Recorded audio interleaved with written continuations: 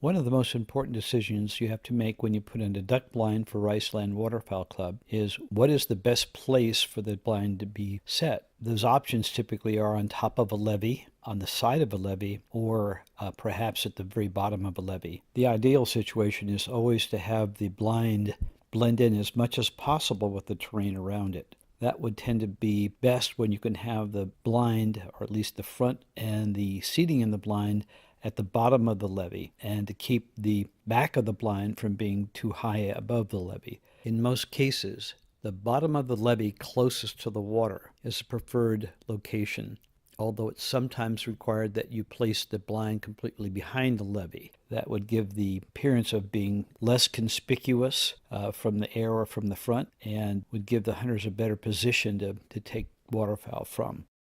Other considerations that are important when choosing a blind site and organizing the blind is the lean of the forward panel that will be to the shooting area and the orientation of the panel behind. In each case, the attempt is to try to stay as low in profile as possible while optimizing the ability to hide behind the forward panel, but not have too much of it exposed so that when you stand up, you'll still have a clear shot. The materials you need to construct a Riceland Waterfowl Club blind include 2 4x16 cattle panels, 6 T-posts, 2 8-foot-long benches. The other materials you will need are several pair of dikes or cutters, an appropriate amount of zip ties, usually the 8-inch black are the preferred size. You'll need black heavy-duty line, sledgehammer, a T-post driver, and you will need enough palms or appropriate brush to cover the blind completely. Probably the best way to start a blind is by putting the benches in first.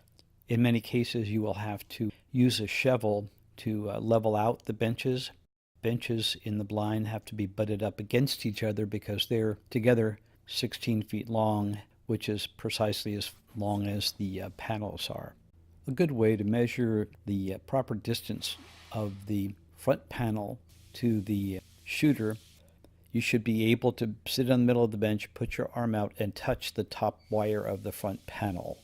In most cases, that means it will have to be tilted back toward you, with the idea being that you'll be close enough to help hide behind the brush, and then when you stand up, obviously you'll have a clean shot. But that will help you get an idea of how close the front panel needs to be to the seats. The use of the black string is important. Usually you tie it somewhere between the first and second horizontal wire in the panel in front and back, very tightly to the appropriate other end of the panel.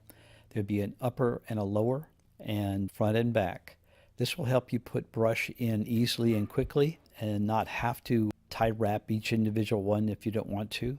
Once all of the things are in place, then you simply pull the string back through the panel and then tie wrap it to the panel itself, thus locking down brush that's on the front and the back of the panel.